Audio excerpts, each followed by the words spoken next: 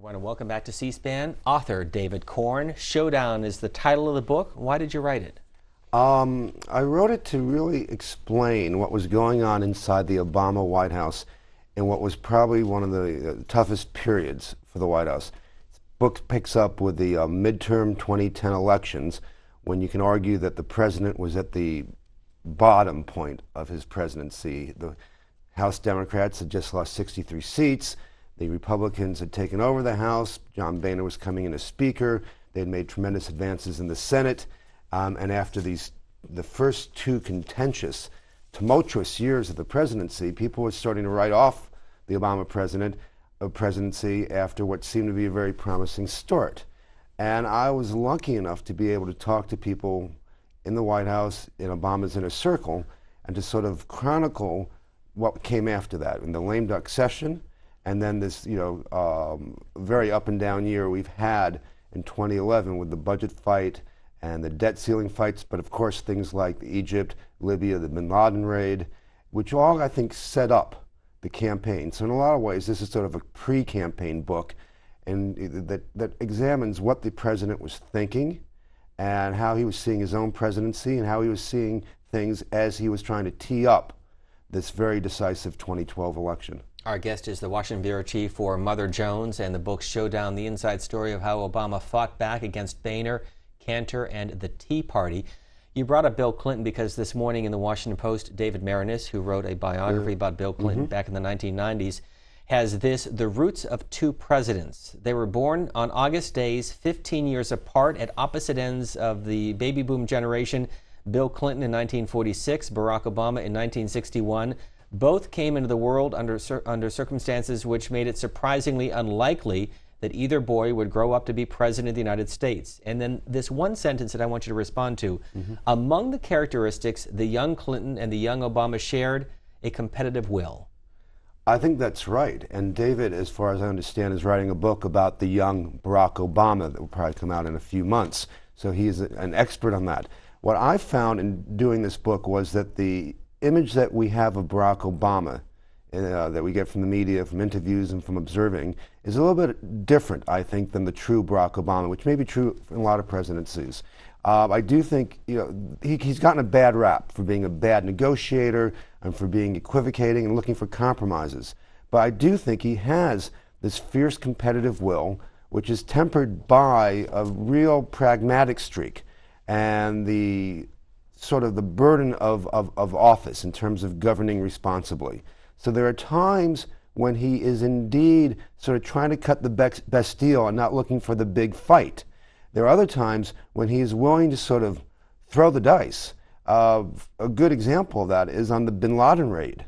I tell the story in the book that on Thursday, the Thursday before the raid, which was on a Sunday, there was the last meeting of his national security advisors, a very small circle of people who knew about this, and they brought him the news that the CIA, which previously had told him that there was a 60 to 80% certainty that the guy in the compound was bin Laden, they had done a review. They had given all the intelligence to a separate team of analysts who hadn't looked at it before. This is called a red team exercise.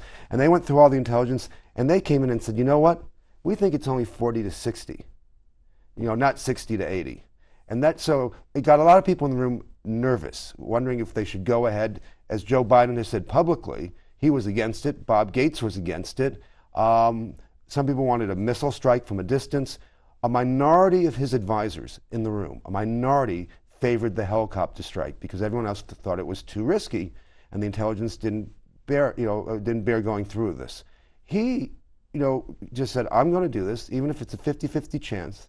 And when I was talking to one of his aides later, they said, you know what? People don't always see this in the president, but he's like the athlete, that at the end of the game, he wants the ball with 20 seconds left, and he's willing to take the half-court shot because he's confident and he's fierce in that way. And so I think you're going to see this on the campaign trail. He is going to be a fierce and vigorous candidate, and he is the guy, I think, once he draws a line and puts up his dukes, is really in it to win it. So that doesn't always come through when you have these, what he would call hostage situations, where he had to cut deals with Boehner and McConnell on the budget and then the debt ceiling in order to forestall either a government shutdown or a financial crisis. But when I think, when he has the space and the political opportunity to do so, he does relish a good fight. You saw that with the payroll tax cut. The book is coming out within the next week. Our first look inside Showdown with author David Korn.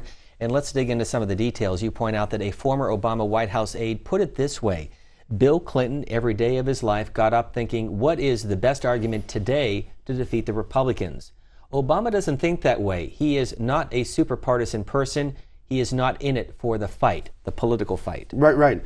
And the quote went on to say, he gets up every morning thinking about how I can get Boehner to see it my way. He does want to get to consensus. Another aide told me that he is very progressive and idealistic in his principles about what he would like to see, what he wants to aim towards, but he's very pragmatic in how to get there.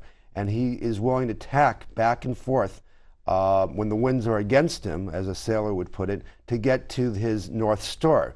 So in that way, he doesn't relish the fight. I think in some ways he's an odd combination of qualities, and people sometimes don't feel they have, know how to put their thumb on him, because he does have these very, I think, idealistic aims, which his base and others would cheer. But he has a very pragmatic view of the world and how you achieve things, either incrementally or by cutting the deals. And I think it's hard to sort of convey the grand ideas. We saw this with healthcare, when you're there in sort of the mud trying to wrestle with the details to get some form of consensus. But there was a break in this. After the debt ceiling deal, and you saw with the jobs package that he introduced, he adopted a much more populist and confrontational stance, because he came to the realization, some might say late, but others in the White House would say not, but he came to the realization that finally he could not cut a deal with John Boehner, because John Boehner could not control or speak for entirely his own caucus. And so therefore he had to take the fight to the public and say, listen, there are two visions, there are two sets of values out here. This is all setting up the 2012 campaign. You, the voters, you're going to have to decide. When the Democrats picked up the House in 2006, George W. Bush called it a thumping, and Barack Obama called the 2010 elections a shellacking. From the book you write, after that shellacking in the midterm elections, the president and his aides freely admitted that they had failed to define their own achievements during the first 2 years, and that they had not shaped the nation's political story as well. For much of the third year, they had not done better. Why?